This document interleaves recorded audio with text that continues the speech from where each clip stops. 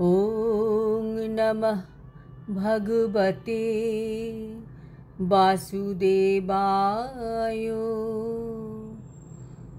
শ্রীমদ্ ভগবদ গীতা সপ্তম অধ্যায় বিজ্ঞান যোগ। হরে কৃষ্ণ। আজ আমরা বিজ্ঞান যোগের 1 নম্বর শ্লোকটি শুনব। শ্রী ভগবানুবাচ ময়্যাসক্ত মনঃ পার্থ যোগং যুঞ্জন্মদাশ্রয়ঃ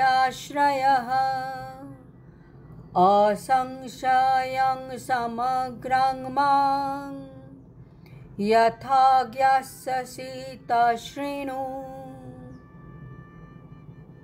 অনুবাদ।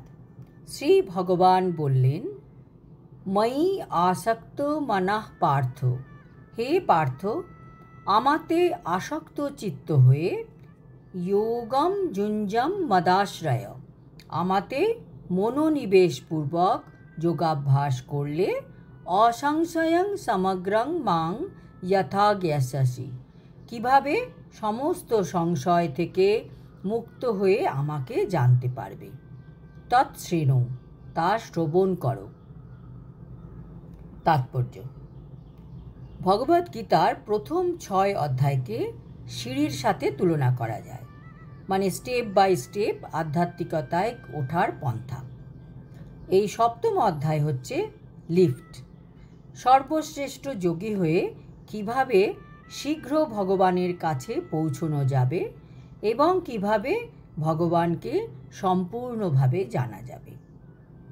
ষষ্ঠ অধ্যায়ের শেষে স্পষ্টভাবে উল্লেখ করা হয়েছে যে মনকে সর্বতোভাবে ভগবান শ্রীকৃষ্ণের ভাবনায় নিযুক্ত করা বা সর্বতোভাবে কৃষ্ণ ভাবনাময় হওয়াই সর্বপ্রকার যোগ সাধনার মধ্যে সর্বশ্রেষ্ঠ। তাতে পরম তত্ত্বকে উপলব্ধি করা যায়।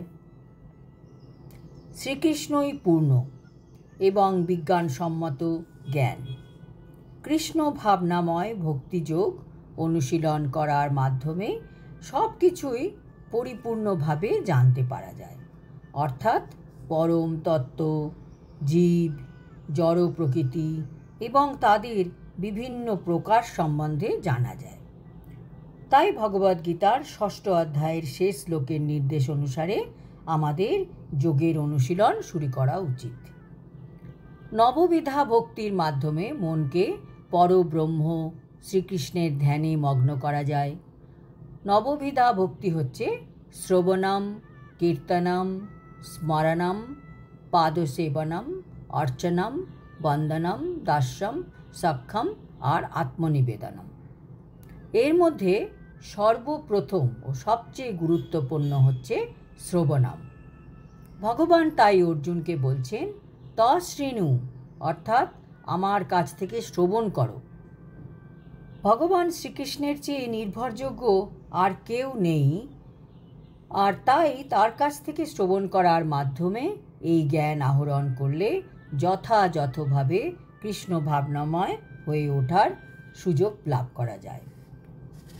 তাই এই জ্ঞানের শিক্ষা সরাসরিভাবে শ্রীকৃষ্ণের কাছ থেকে বা শ্রীকৃষ্ণের শুদ্ধ ভক্তের কাছ থেকে লাভ করতে হয়। ভগবদ্গীতার এই সপ্তম অধ্যায়ে কৃষ্ণ ভাবনার তত্ত্ব বিশেষভাবে বলা হয়েছে। ভগবান তার সর্ব ঐশ্বর্য কীভাবে প্রকাশ করেন তা বলা হয়েছে। শ্রীকৃষ্ণের প্রতি আসক্ত 4 ধরনের সৌভাগ্যবান মানুষ আর 4 ধরনের শরণাগত না হওয়া হতভাগ্য মানুষের কথাও বর্ণনা করা হয়েছে। শ্রীমদ্ ভগবতে বলা হয়েছে যে বৈদিক শাস্ত্রসমূহ থেকে ভগবান শ্রীকৃষ্ণের কথা শ্রবণ করলে অথবা ভগবদ্গীতা থেকে স্বয়ং ভগবানের মুখনিসৃত বাণী শ্রবণ করলে মানুষের কল্যাণ হয়।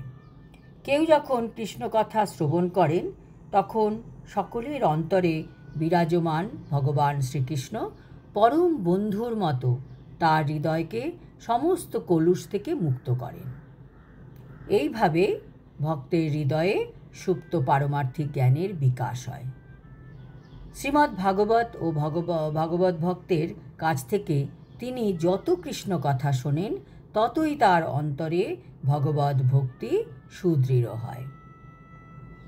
ভগবদ ভক্তি বিকশিত হওয়ার ফলে রজগুণ ও তমগুণ থেকে মুক্তি লাভ হয় এবং এভাবেই কাম আদি রিপুসমূহ অন্তরিত হয়।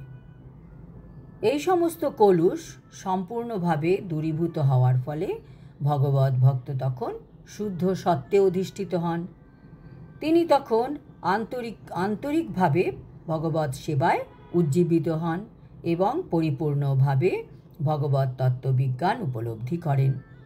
এইভাবে ভক্তিযোগ সাধন করার ফলে জড় আসক্তির গ্রন্থি ছিন্ন হয় এবং তখন অচিরেই অসংশয়ং সমগ্রম স্তরে উপনীত হওয়া যায়, অর্থাৎ পরম তত্ত্ব বা পরমেশ্বর ভগবান শ্রীকৃষ্ণের সম্বন্ধে অবগত হওয়া যায়।